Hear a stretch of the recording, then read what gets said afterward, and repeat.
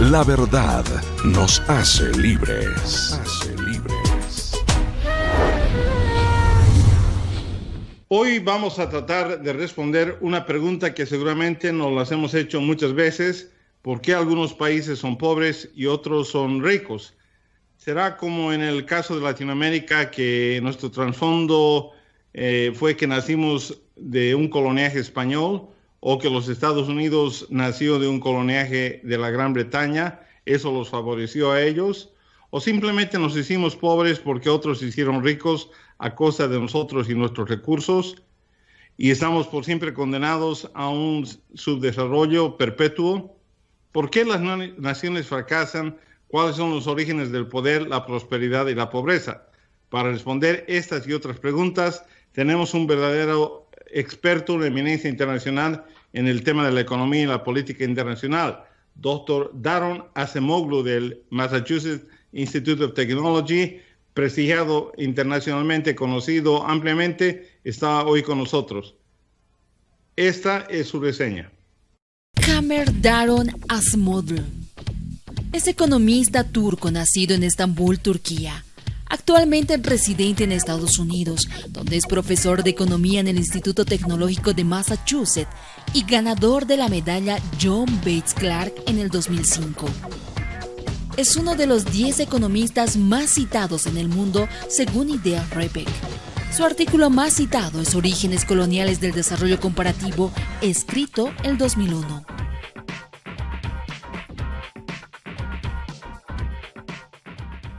Bueno, estamos nuevamente acá de regreso en compañía del invitado de este día, Dr.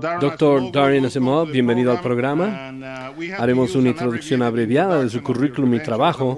De lo contrario, los 24 minutos o más que tenemos en este segmento no serían suficientes para hablar de ello. Es un honor tenerlo en el programa. Es muy bueno estar aquí, Pocho. La creencia común en América Latina, permítame comenzar de inmediato, al menos la mayoría en América Latina dice, bueno, somos pobres y siempre estamos en un estado de desarrollo perenne, porque los españoles nos colonizaron o porque los países ricos son ricos ya que explotaron los recursos en nuestro país y en nuestra región. Así es como comienza a explicarse la situación del por qué algunos países son pobres y otros ricos.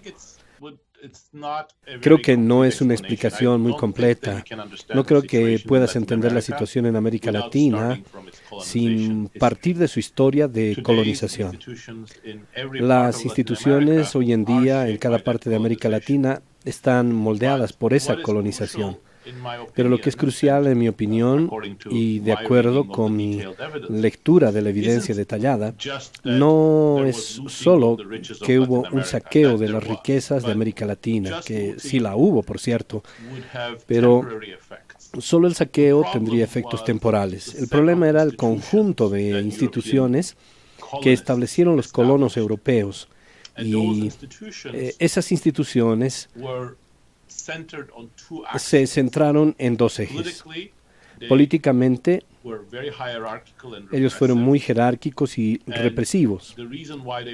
Y la razón por la que se organizaron de esa manera fue porque permitieron a los españoles y portugueses, en el caso de Brasil, pero también, ustedes saben, los ingleses y los franceses y los holandeses en parte del Caribe, que los dominen y subyuguen a los nativos, y también algunos de los esclavos que trajeron de África, y eso les permitió configurar la situación económica según sus deseos. Y eso fue lo que James Robbins y yo llamamos instituciones económicamente extractivas. Se basaron en explotar a la población nativa para su beneficio y en beneficio de su multitud. Y fueron estas instituciones las que perduraron y crearon características de desarrollo desigual y lento. Fueron estas instituciones, no el saqueo, lo que fue tan crucial en el siglo XIX. En el siglo XIX, en realidad, el saqueo había desaparecido. Gran parte de América Latina era independiente, pero la ruta del cambio dependiente que comenzó el proceso de colonización todavía se estaba desarrollando. Por lo que si observamos cuando América Latina realmente quedó atrás de los Estados Unidos, mayormente en el siglo XIX. La mayor parte de eso se sabe. Gran parte de América Latina, por ejemplo, México y Argentina eran independientes, pero todavía no alcanzaron a Estados Unidos. En el caso de Argentina, en realidad, en el siglo XIX fue mucho mejor, como saben, que el siglo XX. Pero México, por ejemplo, es más emblemático. Se ve que la brecha entre Estados Unidos y México se estaba abriendo durante gran parte del siglo XIX, por lo que ese fue el legado de las instituciones, no el saqueo. Bueno, pero por su libro, creo y entiendo que los británicos también comenzaron de esa manera en la colonización. ¿Qué pasó? ¿De acuerdo? Entonces, ¿qué sucedió? Creo que la clave no es que América Latina tenga una cultura española o que los españoles fueran diferentes en algunos aspectos fundamentales de los británicos. Por supuesto que eran en algunas de las costumbres y algunos de los idiomas, algunas de las religiones eran diferentes, pero cuando miras cómo los ingleses, por ejemplo, trataron de colonizar América del Norte, siguieron exactamente el mismo libro de tácticas que los españoles. Y eso es exactamente lo que hicieron en el Caribe también. En el Caribe tuvieron éxito, pero es notable que en América del Norte fracasaron porque se enfrentaron a condiciones muy diferentes. En particular, no a grandes poblaciones nativas que podrían explotar, y no pudieron establecer instituciones para subyugar y usar a esas poblaciones. Y también, fundamentalmente, que ellos mismos empezaron a establecerse. Y con el tiempo, su propia gente que habían traído de Inglaterra u otras partes de Europa empezaron a rebelarse y exigir mejores instituciones, obligándoles a creer en términos de instituciones que querían desarrollar. Por eso creo que no es el legado hispano per se, pero obviamente hay elementos de la cultura española y las tradiciones españolas que han infundido fuertemente a América Latina.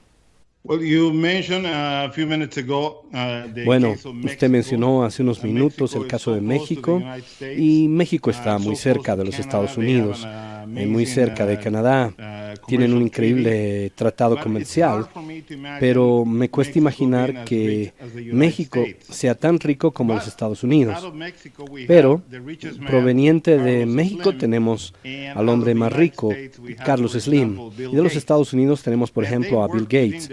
Y trabajaron en sus propios entornos y fueron capaces de acumular riqueza. Dígame cómo explica eso. Sabes, creo que, como dice el dicho, México tan lejos de Dios, tan cerca de los Estados Unidos, pero no importa. Pero las influencias son múltiples. Quiero decir, creo que en el siglo XIX, sin duda, las guerras y la influencia de los Estados Unidos han sido muy negativos para México. Pero hoy se observa partes de México que son más prósperas. Muchas de ellas están cerca de la frontera de los Estados Unidos, pero incluso al estar tan cerca de la frontera de los Estados Unidos, si observas cómo las instituciones comerciales, la forma en que se organiza la educación y la atención médica, la forma en que se distribuyen las oportunidades en la población es muy diferente a la de México. Y eso crea una forma muy diferente de hacer dinero. Cada país con sus organismos únicos crean diferentes tipos de incentivos. Si estás en Rusia, ganar dinero es muy diferente. Y si estás en México, Carlos Slim creo que es el maestro de esto, porque pudo formar monopolios y beneficiarse enormemente de esos monopolios con el apoyo del gobierno y encontrar los resquicios correctos en el mercado mexicano. Pero lo crucial es que no se basó en la innovación. No hay muchas tecnologías que podamos asignarle a Carlos Slim, por ejemplo. No se basó en grandes mejoras de productividad. Solo se basó en acaparar el mercado y monopolizarlo. Si nos fijamos en las empresas más ricas de los Estados Unidos, que son personas en los Estados Unidos ricas, como Bill Gates, Larry Page, Sergey Brin, Jeff Bezos, por supuesto, también disfrutan de un monopolio si pueden obtenerlo, pero hay límites. Especialmente cuando el Departamento de Justicia en los Estados Unidos está haciendo su trabajo. Es bastante efectivo en la lucha contra los monopolios, entonces no lo va a hacer a través de los monopolios. No lo harán por protección. Tienen que llegar a nuevas ideas para ser mejor que su competidor. Así es como lo hicieron Steve Jobs, así lo hizo Bill Gates, Jeff Bezos, lo están haciendo, Google lo está haciendo. Así que creo que esos son los incentivos emblemáticos que los sistemas más inclusivos crean. Te obliga a ser más productivo, más positivo, innovativo, mientras que si cuenta con el respaldo del gobierno y puede obtener sus monopolios, será un tipo de enriquecimiento muy diferente. Hay un gran problema en los países en desarrollo, en América Latina. Las infraestructuras y los servicios normalmente son pobres. Y son pobres porque hay demasiados pobres para costearlo, o somos pobres porque nuestros recursos son sacados o están mal asignados. Yo diría ambos, obviamente.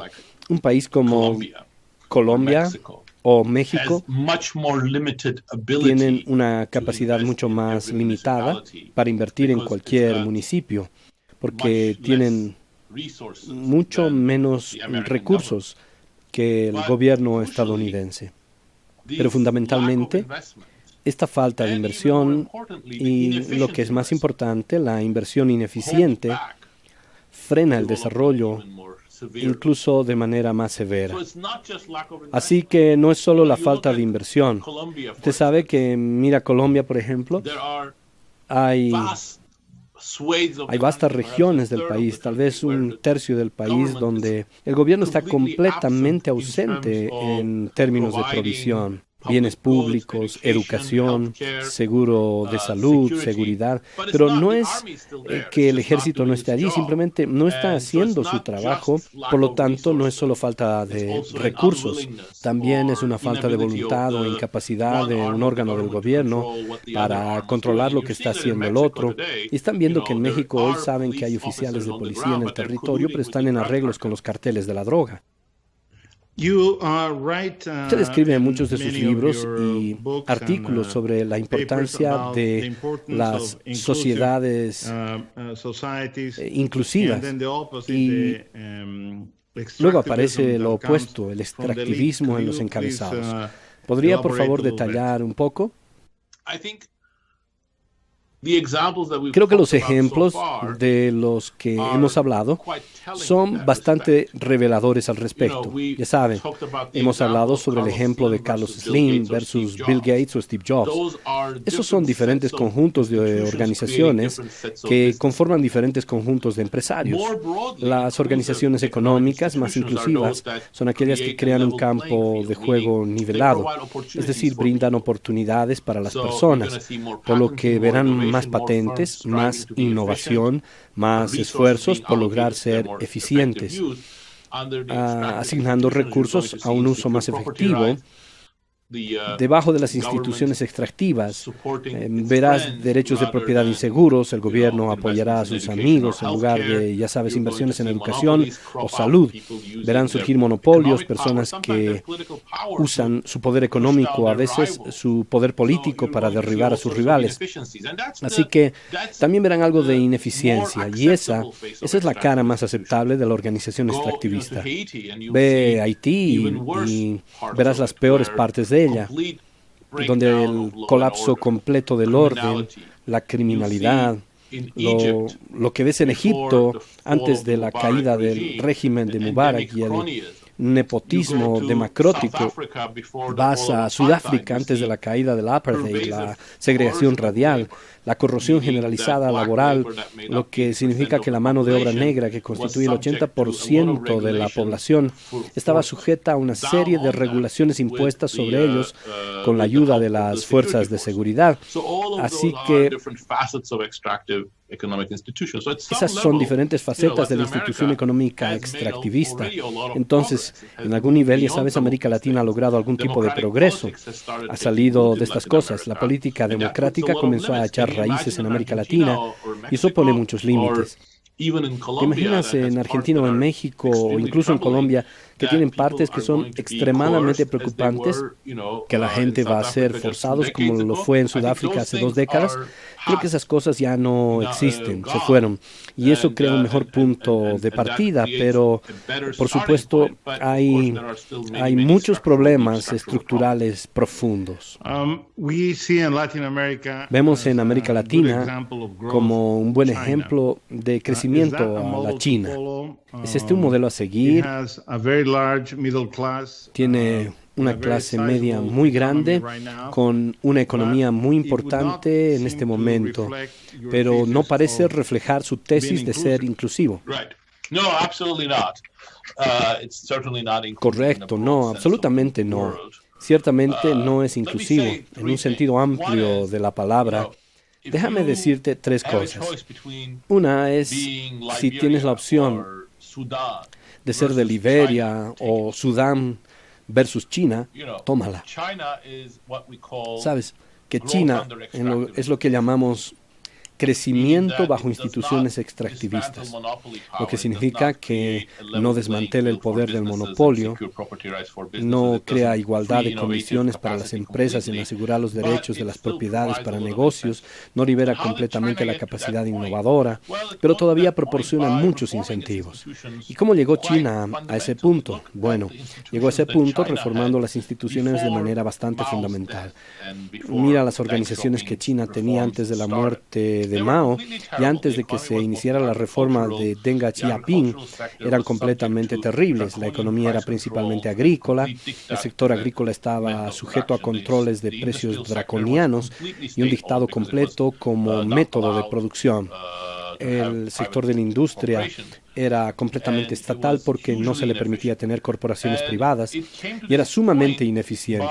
Llegó a este punto pasando por un proceso de reforma económica, primero en el sector agrícola que presenta la propiedad colectiva, empresas de propiedad colectiva con incentivos, luego la propiedad privada, entonces en el sector industrial que racionaliza el estado de empresas que permiten cierto grado de ingresos, aunque bajo algunos controles.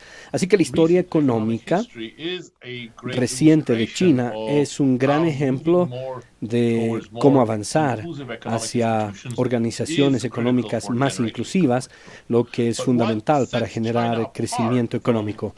Pero lo que diferencia a China de un amplio conjunto de instituciones inclusivas es el sistema político.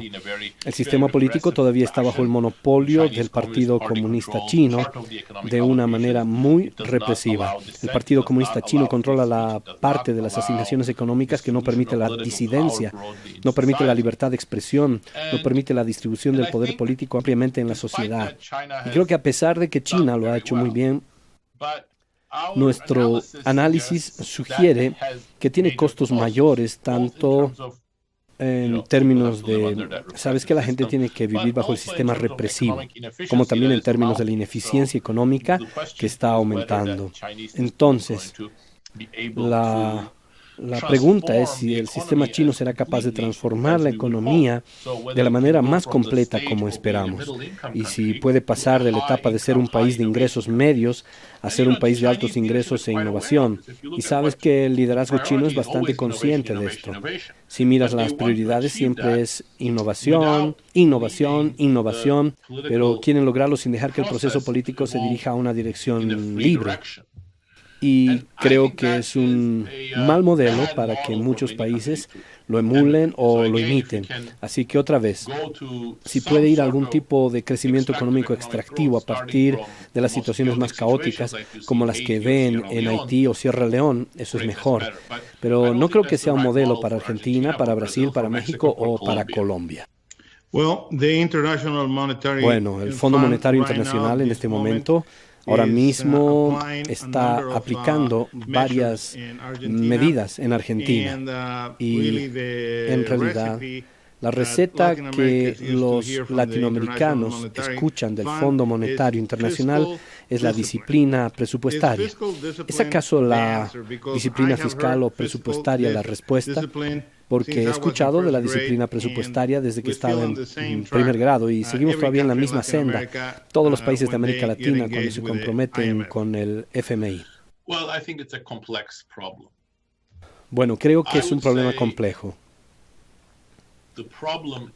Yo diría que el problema en América Latina entonces empieza a partir de la década de 1970 y ahora. Es la baja productividad y la baja capacidad para aumentar la productividad, creando un cambio lógico mediante la asignación de recursos, creando incentivos para que los trabajadores sean más productivos, para que las empresas sean más productivas y competitivas. A menos que arregles eso, no solucionas el problema. Y en mi opinión, en mi análisis, a menos que arregles las organizaciones, no puedes solucionarlo. Por lo que dejando todo lo demás constante y solo yendo tras la disciplina fiscal o presupuestaria no va a resolver todo. Por otro lado, si sabe que comienza desde una situación en la que Argentina comenzó después de las últimas elecciones con los Kirchners, la mayoría de la economía evolucionó de una manera que no era sostenible y la ineficiencia de los sectores gubernamentales aumentó y el gasto no estaba bajo control. La inflación fue burbujeante y no hubo mejoras en la productividad ni en los fundamentos de la productividad, como en la calidad de la educación, la atención de la salud, por lo que en una situación como esa, si también tienes la disciplina fiscal, está ahí. Quiero decir, en una situación fiscal en la que el gobierno está empeorando. ¿Cómo puedo hacerlo y mantener la economía entonces? Tienes que hacer algo, por lo que, digamos, en una reducción fiscal, ya que disciplina es similar a una mala palabra, es necesario, pero si solo surge por sí misma, no resolverá el problema. Por lo tanto, tiene que ser parte de un paquete. Y ese paquete no puede ser impulsado desde el exterior. No es trabajo del Fondo Monetario Internacional, no está en su capacidad. Tiene que ser generado por el sistema político interno. Debe basarse en un entendimiento parcialmente compartido de la población que necesitamos para aumentar nuestra productividad. Debemos hacer que nuestra economía funcione mejor para todos o para una gran parte de la economía, de la gente, y eso es cada vez más difícil en este mundo globalizado, pero debemos tratar de hacerlo y la reducción fiscal es parte de eso para que todo sea sostenible, para que el capital no escape, que el gobierno entre en quiebra o no se endeude de tal manera que no pueda pagar los salarios.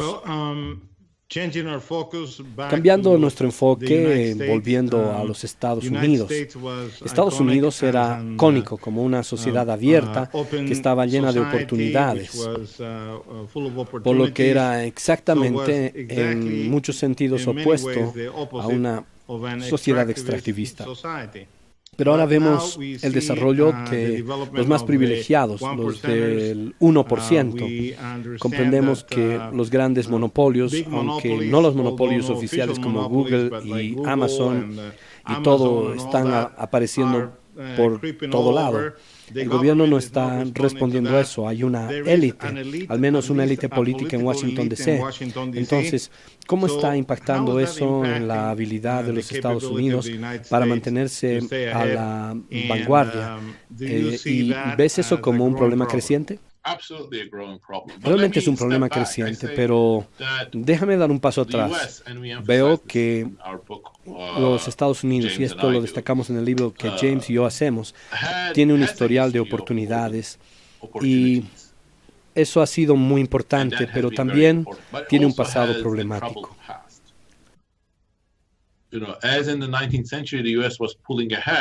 Ya sabes, como en el siglo XIX, Estados Unidos estaba avanzando y en algunas partes de la economía, especialmente en el noreste, había un gran sistema de patentes que hacía posible que personas de todos los ámbitos de la vida fueran innovadoras, como, tú sabes, Thomas Edison y Eli Whitney, quienes revolucionaron la tecnología. También tenía casi la mitad del país bajo la esclavitud a fines del siglo XIX. Cuando la segunda revolución industrial se arraigó en los Estados Unidos y se difundió y revolucionó la tecnología, también generó una gran cantidad de desigualdad y precursores de las grandes empresas que hoy en día, los poderosos del petróleo y tal vez aún más hoy en día, ellos dominaron la política porque no hubo una acción directa del Senado. hubo restricciones en la votación, en la competencia política, pero en todos estos casos hubo un discurso abierto de las instituciones de los Estados Unidos que permitió que la protesta creciera de abajo hacia arriba y superara estos problemas. Así, por ejemplo, a fines del siglo XIX, cuando la calidad aumentó y los poderosos del petróleo se volvieron cada vez más dominantes, lo que llevó a la lista popular, que luego se transformó en el movimiento progresista, y los progresistas llevaron al poder a nuevos presidentes como Ted Roosevelt, Woodrow Wilson, quienes comenzaron a reformar todas estas cosas, y ellos reformaron completo y fundamentalmente el sistema político y económico, principalmente en el contexto de la pregunta que tú me haces. La confianza total, pero esa racha de los grupos en desventaja continuó. Los negros en los Estados Unidos quedaron libres pero separados por igual, es decir, no obtuvieron sus derechos hasta los años 50 y 60, y todavía es un proceso en marcha. Así que pienso que esos problemas están ahí, pero se han profundizado. Como ha sucedido en otras partes del mundo, porque la desigualdad está creciendo y las tecnologías de hoy en día y el proceso de globalización, aunque estén creando ingresos, están creando también ingresos muy desiguales. Y creo que en los Estados Unidos estamos en unas encrucijadas debido a que el motor del crecimiento económico que estaba centrado en lo inclusivo de las organizaciones económicas no está funcionando. Y no está funcionando porque las organizaciones se están debilitando y no estamos obteniendo más como resultado de eso.